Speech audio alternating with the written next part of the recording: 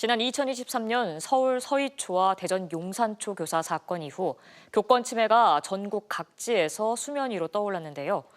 교권 침해 사건 때 교사들에게 도움을 주는 전담 변호사의 역할이 중요한데 이마저도 지역은 소외되고 있다고 합니다. 특히 대전과 세종은 교권보호 변호사가 단 한 명도 없다고 하는데 그 이유를 고병권 기자가 취재했습니다.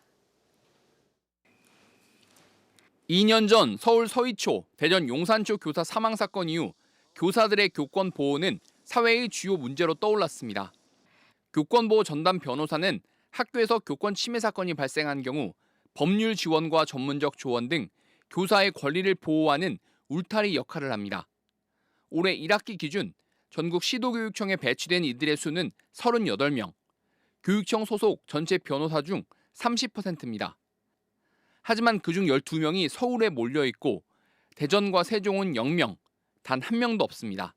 선생님들이 내가 어떻게 대처를 해야 되지 하는 그걸 몰라서 굉장히 당황을 하게 되는데 이제 이게 교권 전문 변호사가 있게 되면은 최소한 이제 다이렉트로 연락을 해서 도움을 받을 수 있다라는 것만 해도 이게 마음 굉장히 안심이 될 텐데.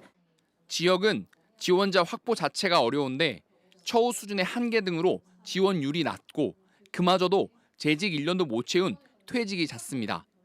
실제로 대전시 교육청은 지난 2024년 7월 말부터 채용 공고를 7차례나 냈지만 지원자가 한 명도 없었고 세종시 교육청도 올해 5월부터 5차례 공고를 올렸지만 앞선 4차례는 모두 지원자가 없었고 겨우 채용한 한 명은 임용이 불발됐습니다. 지역별 채용 격차가 교권 보호의 격차로 이어질 수 있는 만큼 처우 개선 방안 등이 선행돼야 한다는 지적이 나옵니다. 교육부나 중앙정부 차원에서 채용이 어려운 지역에는 더 많은 지원과 인센티브를 줘야 한다고 생각합니다. 지역일수록 더 좋은 처우와 조건을 제공해서 변호사들이 교육청에 갈 수 있는 구조를 만들어줘야 되는 거죠. 한편 충남교육청은 지난 2013년부터 2년간 지원자가 없어 채용이 난항을 겪자 올해 급여 체계를 개선해 연봉을 1,000만 원가량 높여 6명을 채용했습니다. MBC 뉴스 고병권입니다.